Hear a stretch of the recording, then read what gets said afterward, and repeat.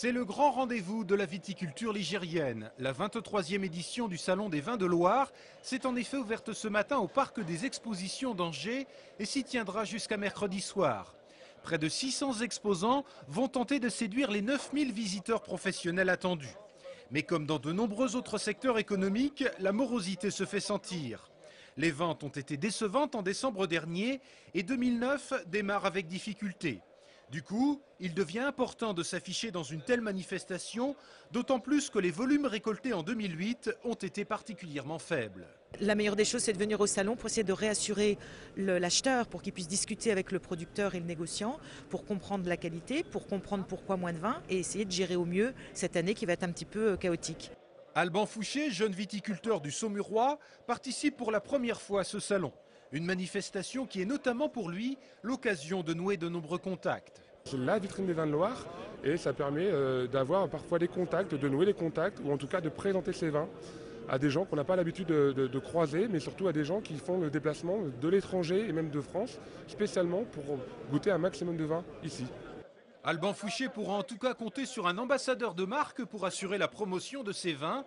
Christophe Béchu, le président du conseil général, présent lors de l'inauguration, a semble-t-il apprécié. Il a ce petit côté fruité, léger, agréable au palais qui réjouira ceux qui le dégusteront. Ils se souviendront certainement très longtemps de ce moment.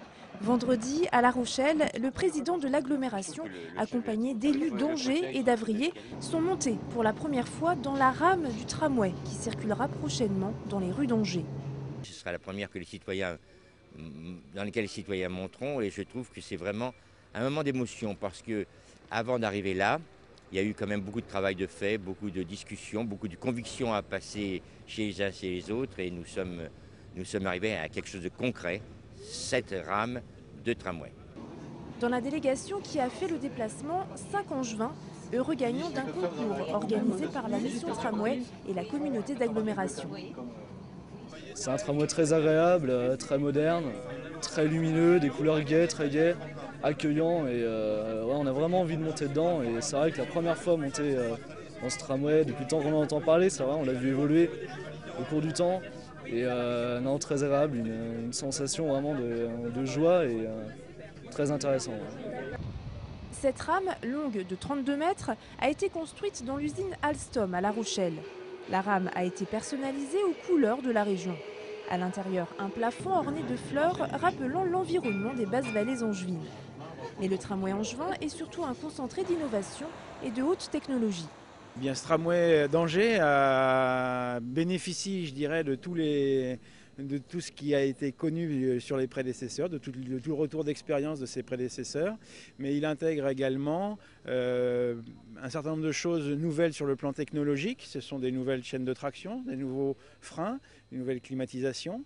Autre particularité, le tramway angevin sera le deuxième au monde, après Bordeaux, à bénéficier en centre-ville d'une alimentation électrique par le sol. Les Angevins devront patienter encore un peu avant l'arrivée de la première rame. La livraison est prévue à l'automne 2009. C'est une technique expérimentale qui méritait bien un peu de pédagogie. Une équipe du CHU d'Angers teste en effet actuellement une méthode de traitement tout à fait innovante destinée aux malades atteints du cancer de la prostate, qui est le cancer le plus régulier chez les hommes. Pour détruire la tumeur, ces spécialistes font appel à des fibres optiques laser qui se concentrent uniquement sur l'organe à traiter et ce, sans les effets secondaires classiques en pareil cas, comme les incontinences urinaires ou les pertes d'érection. Cette méthode, appelée photothérapie dynamique, n'a pour l'instant été testée que sur 12 malades dans le monde, dont 4 à Angers. Le concept de la photothérapie dynamique, c'est un dérivé de la chlorophylle qui est associé à de la lumière pour traiter un cancer localisé de la prostate. Donc on peut penser qu'on arrive à des traitements qui sont de moins en moins agressifs pour les patients, si vous voulez. Cette technique a été mise au point par un laboratoire américain qui met pour l'instant gratuitement son appareil à disposition des praticiens. Les lasers sont des équipements qui effectivement sont extrêmement onéreux, de l'ordre de plusieurs dizaines de milliers d'euros. Alors pour l'instant, on n'a pas une idée du prix très exact, mais il faudra compter au moins 50 000 euros probablement. Si tout se déroule comme prévu, ce traitement, testé en avant-première mondiale à Angers, sera validé en 2010 ou en 2011 et il pourra alors être pris en charge par la sécurité sociale.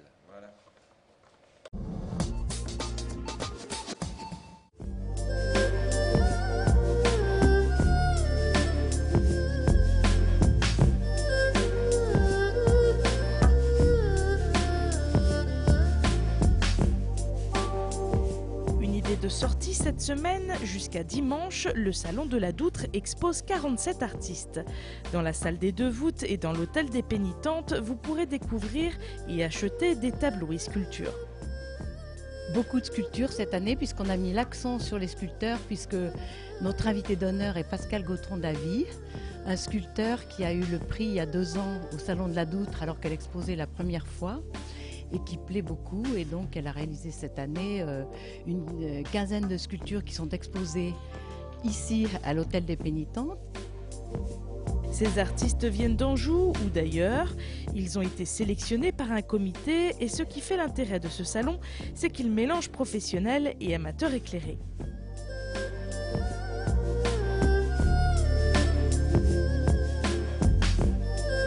Jusqu'à maintenant, on essaye d'avoir des professionnels et des amateurs parce que les amateurs aussi ont le droit d'être reconnus et d'être primés par le public et donc de pouvoir aussi montrer leurs œuvres et progresser aussi.